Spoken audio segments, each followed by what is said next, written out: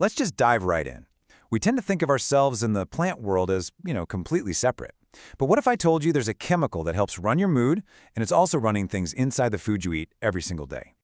I know, it sounds like the setup for a really bad joke, right? What could our ridiculously complex brains possibly share with a humble tomato? Well, the answer is actually pretty wild, and it connects us to plants in a way you probably never imagined.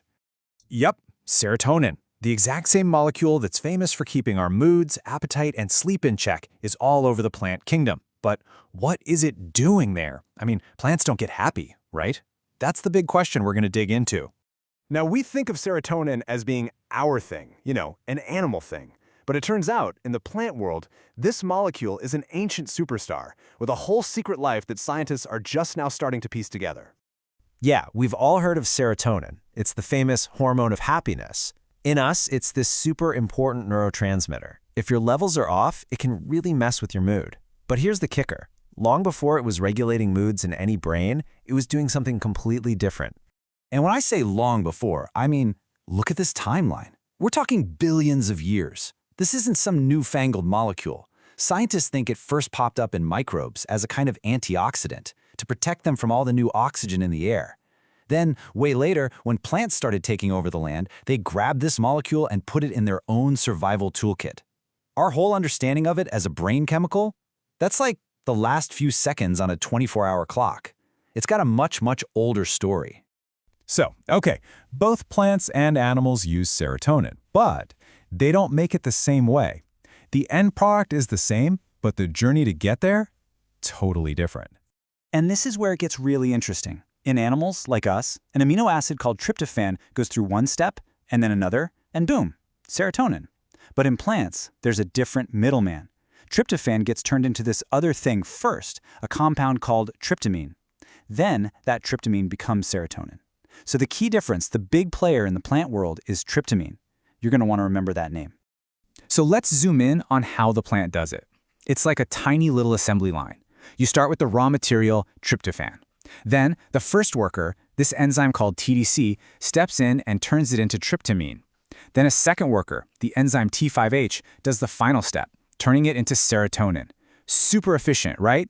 And notice who's right there in the middle, connecting everything, tryptamine. All right, so if plants aren't using serotonin to, feel good about a sunny day, what are they using it for? Well, it turns out it's basically a Swiss Army knife for survival. I mean, just look at this job description. It's a bodyguard, it's a structural engineer, it's a stress reducer. When a fungus attacks, bam, serotonin is there to fight it off and even patch up the cell walls. It protects the plant from all kinds of stress. And yeah, you know that sting you get from a nettle? You can thank serotonin for part of that. It even acts kind of like a hormone, helping the plant grow. This stuff does everything. Okay, so this all brings us back to our guy, tryptamine. And here's the puzzle. If tryptamine is just a quick stop on the way to making the super useful serotonin, you'd think the plant would use it up right away, right? But it doesn't. And that, my friends, is where the real mystery kicks in. So just to be super clear, tryptamine is what comes right before serotonin. But what scientists have found is that it's not just a pit stop. It's more like a massive central station, a hub that connects to all sorts of other chemical destinations. And this is the question that's got everyone stumped. If it's just a stepping stone, why are plants hoarding it? I mean, they stockpile this stuff, especially in fruits and seeds.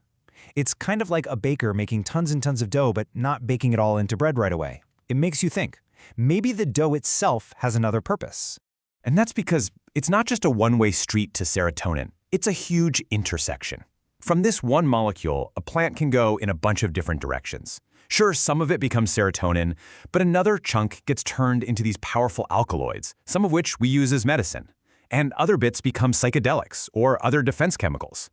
Tryptamine is basically the master key to a whole chemical treasure chest. So, where do we look for clues to solve this mystery? Well, how about your kitchen? The answer might be hiding right there in your fruit bowl. Just check out these numbers. We're not talking tiny trace amounts here. Your average tomato, plums, and especially kiwis are packed with tryptamine. And you got to remember, when a plant puts a whole lot of one chemical into its fruit, the part it wants an animal to eat, there's always a reason. It's playing an evolutionary long game. So what's the game plan? What is all this tryptamine doing?